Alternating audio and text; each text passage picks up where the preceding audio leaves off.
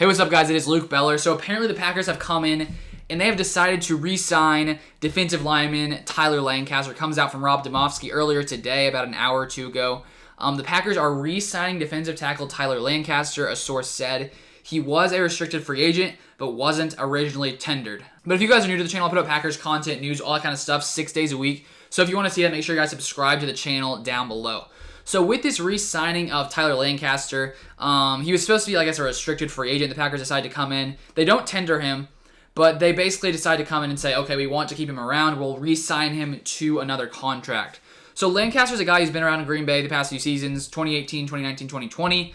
He was signed as an undrafted free agent in 2018, and he spent the past few seasons on the Green Bay Packers. He hasn't been insanely, good. When you take a look at the Packers defensive lineman, according to PFF, he was the third highest graded defensive lineman on the Packers, behind Kenny Clark as well as Kingsley Keke. And when you match him up with all defensive linemen in the NFL, he ranks 58th out of 125. So he's not really in that upper echelon. He's not in the lower echelon. I guess he's like a middle-of-the-road defensive lineman. And so the Packers decide to, not bring in some other outside free agent, at least at this point. They decide to once again bring back another guy who was already here once before. I guess sort of keeping that chemistry there. They sort of know him. And it's probably going to be a very, very cheap contract for Tyler Lancaster.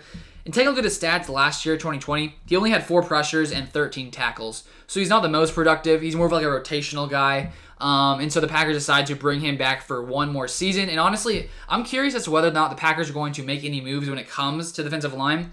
Obviously, we have Kenny Clark, and he's a beast. And so it makes me wonder, will the Packers come in the draft and sort of address that, I guess, inside defensive lineman, interior defensive lineman, I think need that the Packers have outside of Kenny Clark? Because I do think, Tyler Lancaster, he's okay. He's not great. Kingsley Keke, I think, does continue. He has improved. And so maybe he can take another step forward in 2021. But will the Packers come in, maybe draft defensive lineman, maybe find some other guy? Who really knows? But I just wanted to come in here and let you guys know that news dropped recently. So if you guys enjoyed it, drop a like on the video. But thank you guys so much for watching as always, and I'll see you guys on the next video.